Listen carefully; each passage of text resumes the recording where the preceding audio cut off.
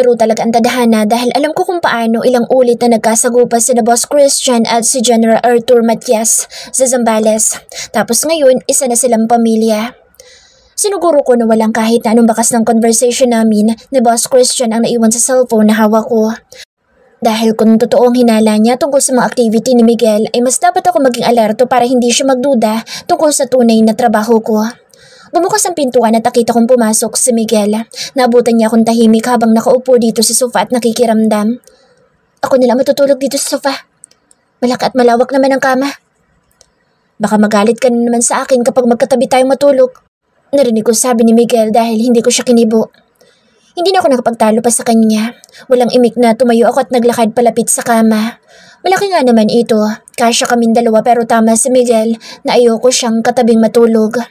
Isang malalim na buntong hininga ang pinakawalan ko at pagkatapos ay hinatak ang kumot at pabaluktot na humiga. Sa totoo lang ay nahihirapan ako matulog dahil kasama ko si Miguel sa isang silid. Nakita kong gising pa siya at kaharap ang laptop habang mabagal na umiinom ng alak. Pinilit ko magkunwaring walang pakaalam sa paligid ko kahit halos sumabog na ang dibdib ko dahil sa napakalakas at mabilis na tibok ng puso ko. Hindi ko inaasahan na darating ang sandaling matutulog ako sa isang silid kasama si Miguel. Kahit minsan ay hindi ko malang naisip na mangyayari ang ganito dahil pinilit kong mabuhay na walang kahit na anong kaugnayan sa kanya. Dahil natulog ako kanina hindi ako makatulog. Malalim na rin ang gabi pero nakita kong gising pa rin si Miguel.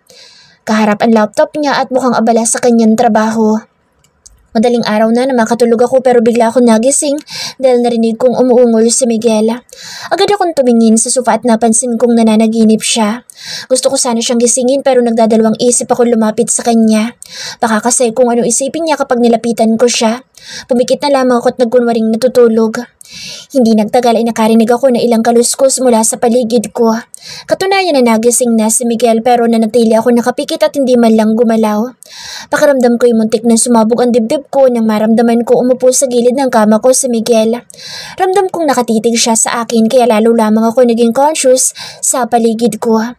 Ramdam kong inayos niya ang kumot na nakatakip sa katawan ko.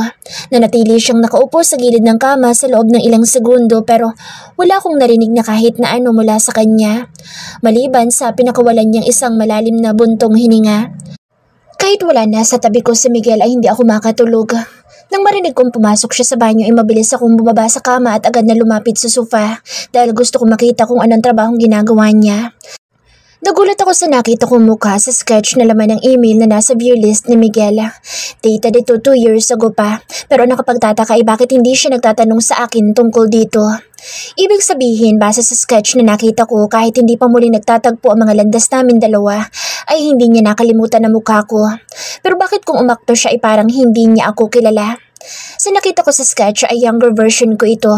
Ganito ang mukha ko noong nasa Mindoro pa ako pero ang nakapagtataka ay bakit merong ganito si Miguel at bakit nagkaroon siya ng sketch ng mukha ko. Dahil engross ako sa nakita ko ay hindi ako agad nakabalik sa kama. Kahit pa narinig kong bumukas ang pintuan sa banyo at hindi nagtagal ay nakita kong papalapit sa akin si Miguel. Tanging boxer lamang ang suot niya at mukhang naligo na rin dahil nakita kong tumutulo pa ang basang buhok. Bakit gising ka na? Nastorbo ko ba ang pagtulog mo? Tanong ni Miguel sa akin. Hindi naman. Maikling sagot ko. Ayos ka lang ba? Mahinahon na tanong ni Miguel. Oo. Tanging ito lamang ang nasabi ko dahil umupo sa tabi ko si Miguel. Malapit lang ang pagitan namin dalawa kaya mabilis na nanood sa ilong ko ang mabangong amoy ng shower gel na ginamit niya. Gustong-gusto kong magtanong tungkol sa mga nakita ko pero pinigilan ko ang sarili ko. Hindi ko alam kung ano ba talaga ang alam ni Miguel tungkol sa akin pero sigurado na ako ngayon na siya nga si Alex. Iba ang epekto niya sa akin kapag nakikita ko siya, lalo na kapag ganitong magkatabi pa kami, kumpara sa kanyang dalawang mga kapatid. Bukod pa doon isang malaking patunay ang mga nakita ko sketch na laman ng email niya. Katunayan na natatandaan niya ang mukha ko kahit ilang taon na ang lumipas. Nakapikit na sumandal ako sa sofa. Alam ko nakikiramdam din sa akin ang lalaking katabi ko kaya hindi ako nakatiis. Kung hindi ka makatulog dito sa sofa, doon ka na lang sa kama. Hindi na ako inaantok, ako na lang muna dito. Walang emosyon na sabi ko. Ayos lang ako. Narinig kong sagot ni Miguel. Hindi na ako sumagot kaya muling katahimikan ang namagitan sa amin dalawa. Ang daming tanong ang biglang sumibol sa isipan ko at alam kong tanging si Miguel lamang ang makasasagot nito. Michelle, sa tingin mo ba, Bukod sa bar, nagkita na ba tayo noon? Biglang bumilis ang tibok ng puso ko dahil sa narinig kong tanong ni Miguel sa akin. Bakit? Kinakabahan na tanong ko. Isang malalim na buntong hininga ang sumunod na narinig ko bago sumagot si Miguel sa tanong ko. It's hard to explain, pero ang totoo hindi ko alam kung hallucinations lang ba ang lahat. I don't understand kung bakit palagi ko napapanaginipan ang mukha mo. Malimit ako nagigising sa madaling araw na nanaginip.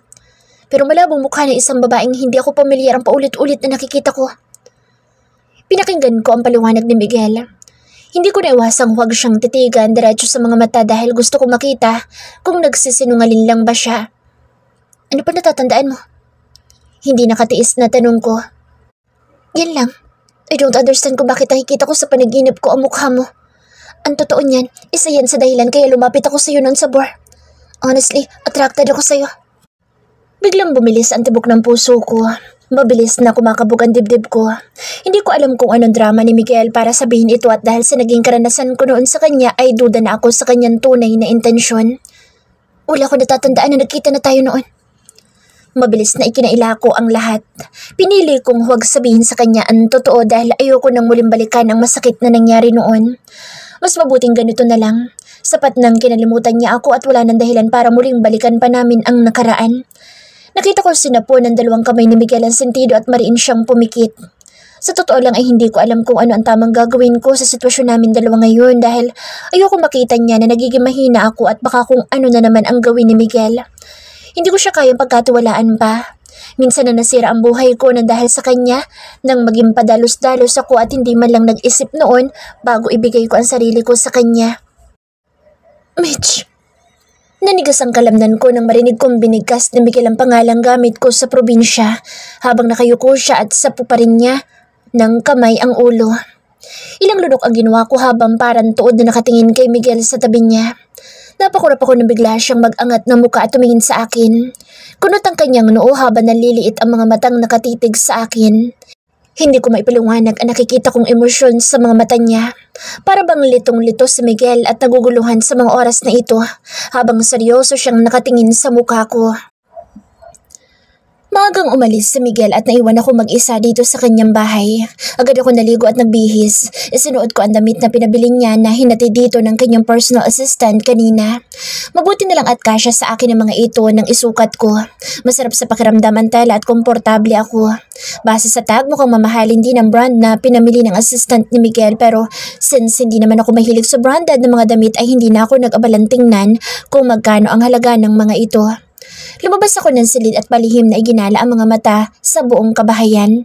Kung titingnan ay wala ako nakita mga camera sa paligid pero alam ko nagkalat ang mga ito kahit saan. Dahil malinaw na nakita ko ito ng matrace ng smartwatch ng gamit ko. Mukhang tama nga si Boss Christian. Hindi imposible na isang secret agent si Miguel. Naisip ko tuloy na baka alam niya kung sino ako. Kaya nagkunwari siyang hindi ako kilala para makita niya kung ano magiging reaksyon ko sa bawat tanong na naririnig ko mula sa kanya kagabi. Good morning, ma'am. Bati sa akin ang isa sa mga kasambahay ni Miguel. Mas bata siya kumpara kay Nana at sa tingin ko ay magkamag-anak silang dalawa. Tipid na ngumiti ako sa kanya at binati din siya ng magandang umaga. Ma'am, handa na po ang almusal. Gusto mo bang ihatid namin sa garden ang pagkain mo o sa dining room po? Tanong ng kasambahay na lumapit sa akin. Sa hapag na lang. Tipid na sagot ko. Sumama na ako sa kanya papunta sa dining table. Naikot ko rin naman ang loob ng bahay ni Miguel, kaya mabuting kumain na muna ako. Masarap ang almusal. Matagal na akong hindi nakakain ng lutong bahay kaya na-enjoy ko ang inihain sa akin na sinangag na may kapares na tapa, kamatis at itlog na maalat. Ang tagal kong hindi nakakakain ng ganito. Simula nang mawala si Lola, ang laki na ng ipinagbago ng lifestyle ko. Pero kahit kailan ay hindi ko makakalimutan ang simpleng pagkain namin noon sa probinsya. Katatapos ko lang kumain nang may narinig akong tumigil na sasakyan sa labas. Akala ko'y bumalik na si Miguel pero may dumating palang bisita. Tuloy po kayo, Ma'am Bianca. Narinig ko sabi ng kasabahay na siyang lumapit sa akin. Wala daw kasi si Nana ngayon dito sa bahay dahil maaga siyang pumunta sa palengke. Kaming dalawa lamang umano ang naiwan dito kaya napakatahimik sa buong kabahayan. Aakyat na sana ako sa silid na tinutuluyan ko nang biglang lumapit sa akin ang kasambahay ni Miguel. Ma'am, nandito po ang parents to sir. Mabilis na sabi ng kaharap ko dahilan para bigla akong makaramdam ng kaba sa dibdib ko. I wonder kung bakit sila pumunta ngayon gayong wala dito sa bahay ang kanilang anak. Kahit malakas ang kabog ng dibdib ko ay sinikap kong kumilos ng normal. Tumayo ako at pumunta sa sala kung saan naabutan kong magkatabing nakaupo ang may edad na babae at lalaking nakatingin din pala sa akin. Good morning po. Magalang nabati ko sa kanila. Good morning. Ikaw ba si Michelle? Agad na tanong sa akin ng nakangiting babaeng sa tingin ko'y ina ni Miguel. Opo. Maikli at tipid na sagot ko. Kahit ayoko sana magpakita sa kanilang dalawa dahil peke lang naman ang kasal namin ni Miguel, pero bilang mga magulang na lalaking pinakasalan ko'y kailangan ko magpakita ng respeto sa kanila. Nakita ko na pailing si Mrs. Montreal na parabang disappointed siya ngayon sa harap ko. Tigas talaga ng ulo niyang asawa mo. Kasal na pala kayo, hindi ba lang niya sinabi sa amin ng kanyang daddy? Hindi rin kayo dumadalaw sa bahay para saan makilala ka rin namin. Hindi ako makasagot dahil hindi ko rin alam kung anong sasabihin sa kanila. Seryoso silang nakaupo habang nakatingin sa akin ang ama ni Miguel. Narinig ko lang siyang nagsalita ng tanungin ako kung alam na raw ba ng parents ko na kasal na kaming dalawa ng kanyang anak. Ulila na po ako, sir. Ula na po ako mga magulang at sa abroad na rin po ako naninirahan. Formal na sagot at paliwanag ko sa ama ni Miguel. Habang nakatingin ako sa kanya ay malinaw na nakikita ko kung kanino nagmana si Miguel at ang mga kakambal niya. Kamukha silang lahat ni Mr. Montreal. Pareho ang hugis ng kanilang mga ilong at mga mata. Maging ang facial expression ay nakikita kong may pagkakatulad, lalo na kung paano sila tumingin.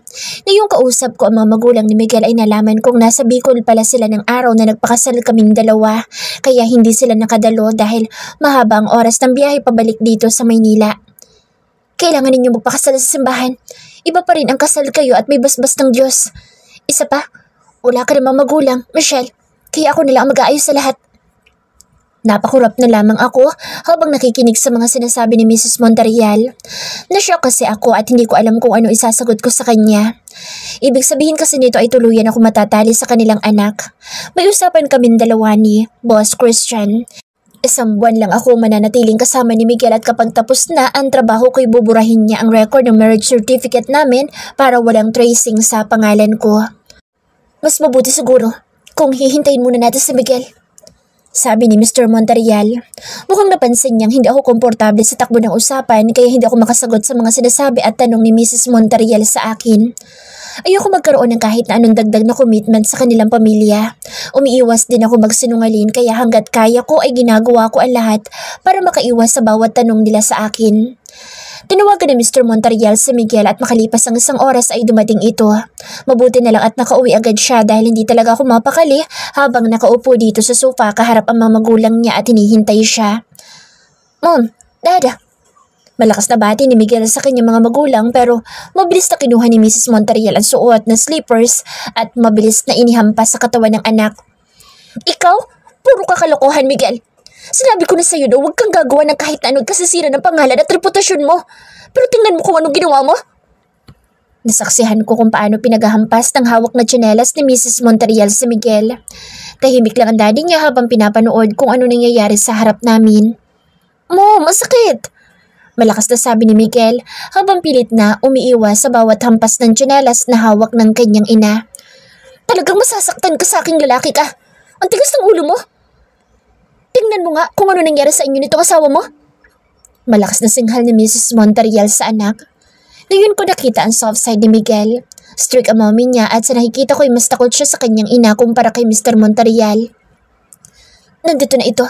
Mas mabuting alagaan mo lang asawa mo, Miguel, pati na magiging mga anak ninyong dalawa. Sabi ni Mr. Montreal. Humihingal at nagpupuyo sa galit na muling umupo sa sofa si Mrs. Montreal. Ibinaba niya ang hawak na slippers at pagkatapos ay tinapunan ng masamang tingin ng anak. Kaya matigas ang ulo nitong anak mo dahil kinukonsente mo, Mateo? Inis na sabi ni Mrs. Montreal sa kanyang asawa. Nangunot naman ang noo ng daddy ni Miguel at seryosong hinarap ang anak. Huwag mong ginagalit ang mami mo, Miguel. Pati ako nadadamay na dahil sa'yo. Pinagmasdan ko kung paano mag-usap ang mga magulang ni Miguel. Hindi ko maiwasang huwag makaramdam na lungkot dahil kahit minsan hindi ko naranasan ang nasaksihan ko magandang relasyon ng pamilya ni Miguel. Malayo sa naging trato ng aking ama't ina sa isa't isa. Ayusin mo ang mga desisyon mo sa buhay, Miguel. May asawa ka na ngayon. Always prioritize your own family first. Narinig ko ang sabi ni Mr. Montreal sa anak. Yes, Dad. Mabilis na sagot ni Miguel, sabay saludo sa ama. Ngumiti naman sa akin ng mommy ni Miguel at kinausap ako. Pagpasensyahan mo na itong asawa mo, Michelle. Matigas ang ulo niyan. Pero kung hindi ka na makatiis, tumawag ka agad sa akin at akong bahala sa kanya. Agad naman ako nang tumango para hindi na humaba pa ang usapan. Ilang oras na nagtili dito sa bahay ni Miguel ang kanyang mga magulang pero matapos ang tanghalian ay nagpaalam na silang uuwi na. Umisita kayo sa bahay sa Sunday ha? Magluluto ko ng favorite ninyo. Nakangising sabi sa amin ni Mommy Bianca nang ihatid namin sila sa parking lot. Opo, mabilis na sagot ko. Niyakap muna niya ako bago sumakay sa kotse. Masyadong malambing ang ina ni Miguel kaya hindi ko napigilan ang kirot na nararamdaman ko sa puso ko nang mapatingin ako sa kanya at nakita ko ang kapares ng mga mata nilang dalawa ni Baby J. Agad akong bumalik sa loob ng bahay at umakyat sa silid nang makita kong paalis na ang sasakyan ng mga magulang ni Miguel dahil gusto kong mapag-isa. Ilang minuto rin ang lumipas, narinig kong bumukas ang pintuan at pumasok si Miguel. Sorry kung kinulit ka ni Mommy kanina. Hingim pa umanihin ni Miguel sa akin habang pumipili ako ng damit na isusuot ko. Narinig kasi niya ang ilang katanungan sa akin ng kanyang ina. Ang ilan ay maingat na sinugot ko pero hindi na ako nagbigay ng kahit na anong additional information tungkol sa identity ko. Kailangan ko na umuwi sa penthouse ko. Doon muna ako. Sabi ko kay Miguel dahil pakiramdam ko ay napakasikip para sa amin dalawa ng bahay na ito. Pero may usapan tayo, Michelle. Sabi ni Miguel sa akin pero nagkibit-balikat lang ako. May usapan rin tayo na hindi ka makikialam sa personal kong buhay. Mabilis na sagot ko. Sige, kung gusto mo talagang umuwi doon, Michelle, sasamahan kita. And that is fine now. Kahit nakipagtalo ko kay Miguel ay hindi talaga siya pumayag na umuwi ako mag-isa sa penthouse. Pinagtalunan pa namin kung aling sasakyan ang gagamitin dahil ayaw din niyang ako ang driver at siya sa passenger seat. Kahit na ano mangyari kasi hindi ko talaga ibibigay sa kanya ang susi ng kotse ko para ipag-drive niya ako dahil marunong ako magmaneho. Nauna ako nakarating dito sa tapat ng building kung nasaan ang penthouse ko. Mabilis ang pagpapatakbo ko sa sasakyan ko kanina pero daig pa ni Miguel ang gustong makipagkarera sa akin kaya hindi ko siya natakasan. Kung sabagay alam naman niya kung saan ako nakatira kaya expected ko na masusundan niya ako. Alam ko maayos naman ang loob ng penthouse ko pero sinadya ko mauna dito sa loob para tingnan mabuti kung may bakas ba siyang makikita tungkol sa pagiging assassin ko. Oo nga pala, may iba't ibang uri ako ng mga baril at patalim na nakatago sa hidden room na sinadya ko ipagawa para hindi makita ng kahit na sinong papasok dito sa bahay ko. Tunog ng doorbell ang sumunod na narinig ko. Alam kong si Miguel ang nasa labas kaya mabilis na pinagbuksan ko siya ng pintuan. Masyado kang kaskasera magpatakbo ng sasakyan mo. Daig mo pang nasa racing trucks? Napapailing na sabi ni Miguel pero hindi ko sinagot. Parang pag-aari niya ang penthouse ko. Basta na lang siyang pumasok at hindi nakaligtas sa paningin ko kung paano gumala ang paningin niya sa buong paligid. Akala ko ba busy ka ngayon? Walang ganang tanong ko sa kanya nang sabay na umupo kami sa sofa. Ay do, pero hindi kita pwedeng hayaan na umuwing mag-isa dito. Tumaas ang kilay ko. Expected ko na ito na naman ang maririnig ko sagot ni Miguel dahil masyadong mahalaga sa kanya ang kanyang reputasyon. Nandito na ako, pwede ka na umalis. Mas gusto kong mapag-isa. Nakapikit na taboy ko sa kanya. Bakit bang ilap mo, Michelle?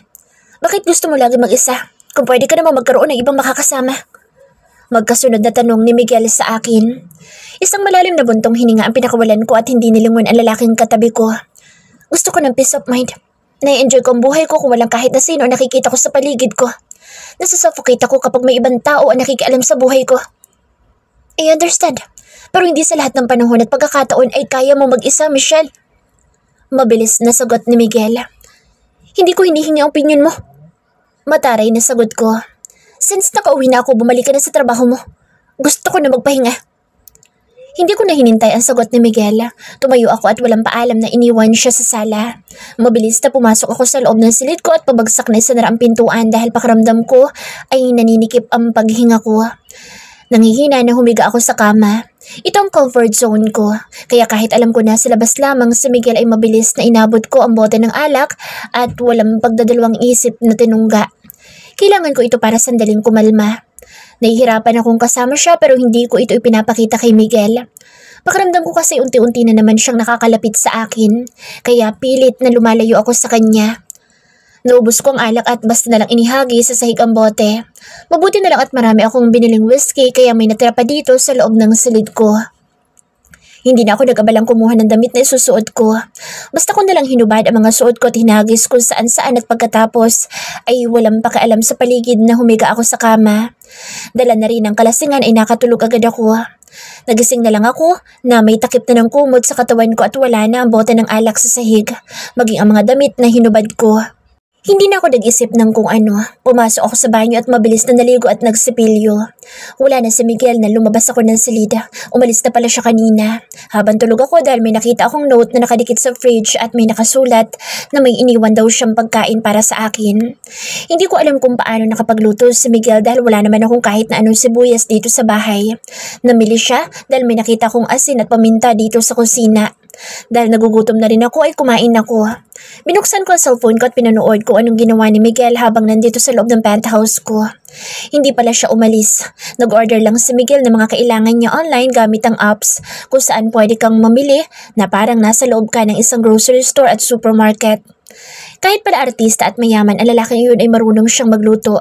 Naglinis din siya dito sa bahay bago umalis pero nanlaki ang mga mata ko sa huling ginawa niya nang pumasok siya sa loob ng silid ko at abutan akong hubad na natutulog sa ibabaw ng kama. Ang tanga ko, hindi man lang ako naglock ng pintuan. Ako ang malimit na naiinis dahil ganyan din ang gawain niya. Kaya kung sino-sino nakakakita sa amin dalawa pero nagawa ko rin pala. Kung bakit hindi ko yun naisip kanina bago uminom ng alak. Nakita na naman tuloy ni Miguel ang buong katawan ko pero mabuti na lang at wala siyang ginawang kahit na ano sa akin maliban sa kinumutan ako at mabilis na hinalikan sa labi. Pakiramdam ko'y biglang nagwala ang puso ko. Hindi ko maipaliwanag ang nararamdaman ko. Hiyang-hiya ako sa nangyari pero wala akong nakitang pagbabago sa kilos ni Miguel bago siya umalis at lumabas ng silid ko. Dala ang pinulot na bote ng alak at mga nagkalat na damit sa sahig ko. Mukhang responsible naman si Miguel sa buhay. Maganda ang pagpapalaki sa kanya ng kanyang ina lalo na at nasaksihan mismo ng mga mata ko kung paanong magalit si Mrs. Montarial sa kanya. Dahil wala naman akong ibang gagawin ay nag-research ako sa pagkatao ni Miguel. Kahit ilang ulit ko nang ginawa ito ay wala pa ring nagbago sa results na nakuha ko. Pribado ang buhay niya at ng kanyang pamilya.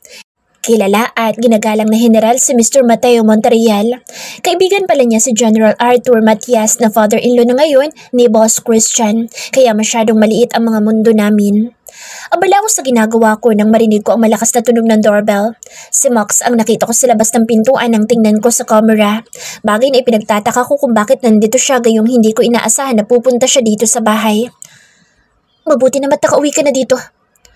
Formal at seryosong sabi ni Max sa akin nang pagbuksan ko siya ng pintuan. Why are you here? Walang emosyon na tanong ko kay Max. Bakit? Hindi na ba ako welcome dito sa penthouse mo? Dahil nandito na ang magaling at pekang asawa mo, Michelle? Hindi ko nagustuhan ang mga narinig kong sinabi at tanong ni Max sa akin. Naningkit ang mga mata ko at tinapunan ko siya ng masamang tingin. Alam mong wala akong dapat ipaliwanag sa'yo, Max. Mariin na sagot ko. Hindi tayo close? Bakit ang bilis mo siyang pinakasalan samantalang ako? Hirap na hirap ako makalapit sa'yo. Ano bang meron sa gagong iyan na wala ako, Michelle? Nangunot ang noo ko at nagsalubong ang mga kilay ko nang hawakan ni Max ang braso ko.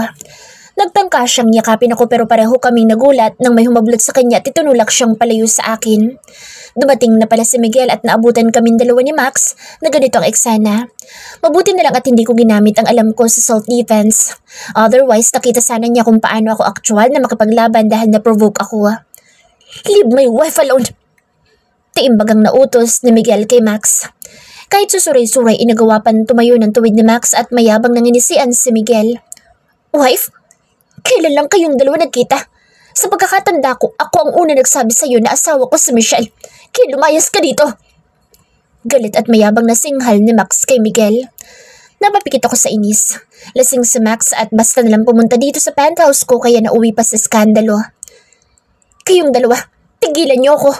Umuwi kayo sa mga bahay niyo para matahimik ang buhay ko. Inis na singhal ko sa mga lalaki na sa harap ko. Hey Michelle, di ba welcome ako dito sa bahay mo? Kaya nga binigyan mo ako ng susi dito sa penthouse mo. Mayabang na tanong ni Max sa akin. Isa pa, sabi ni boss, samahan daw kita dito sa penthouse. Mas lalo nag-init ang ulo ko dahil sa katabilan ni Max. Mabilis na sinipa ko siya sa binti kaya hindi na niya nagawang ituloy pa ang sasabihin. Get out! Mainit ang ulo na singhal ko kay Max. Pero bakit akong pinapaalis mo? At hindi itong animal na basta mo nalang pinakasalan. Nandito naman ako. Biglang tinabig ni Miguel ang nakaturong daliri ni Max sa kanya. Umalis ka dito. Hindi pa ba malinaw sa'yo ang lahat? Kasal na kaming dalawa ni Michelle. Kahit ano mangyari, hindi mapupunta sa'yo ang asawa ko. Shut up! Piko na singhal ni Max kay Miguel. Natampal ko ang noo ko. Napapikit ako sa inis sabay hilot ng mga daliri sa sentido ko dahil nakita ko kung paanong biglang dinukot ni Max ang baril mula sa likuran at itinutok niya sa ulo ni Miguel na nakatayo sa tabi ko. Talagang ayaw magpaawat ng mga kasama ko kaya hindi na ako nakatiis. Para silang mga manok sa sabong at gustong magpatayan sa harap ko.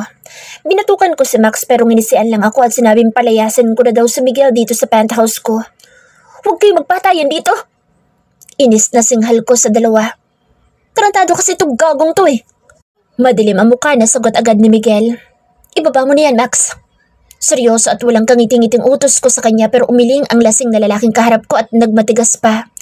Ginisian niya si Miguel at pagkatapos ay kinasa ang hawak na baril. Paano kung ayaw ko? Don't test my patience, Max. Tiimbagang nasagot ko sa kanya.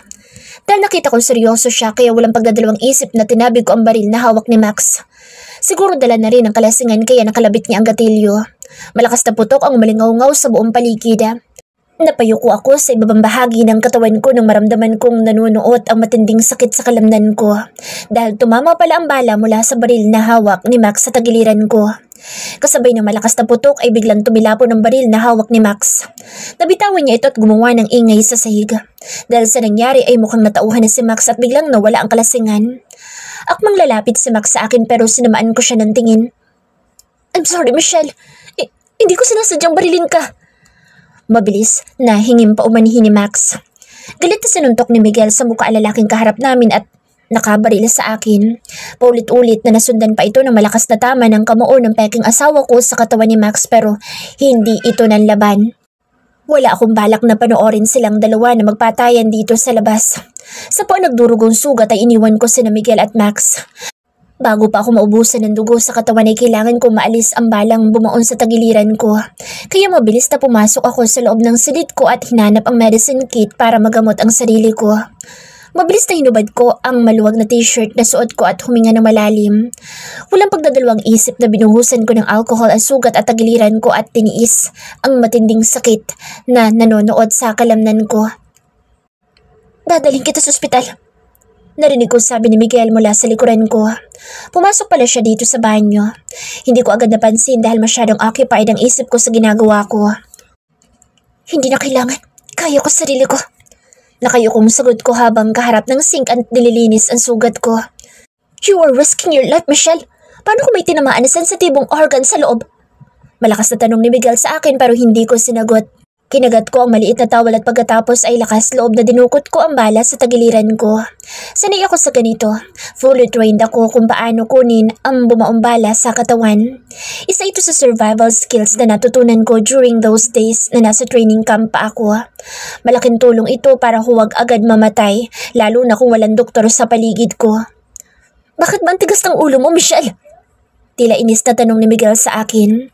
Napatingin ako sa salamin kaya malinaw na nakikita ko ang galit at tila pag-aalala sa mga mata niya habang nanonood sa ginagawa ko. Mariing kagat ko ang towel sa bibig ko kaya hindi ako makapagsalita para sagutin si Miguel.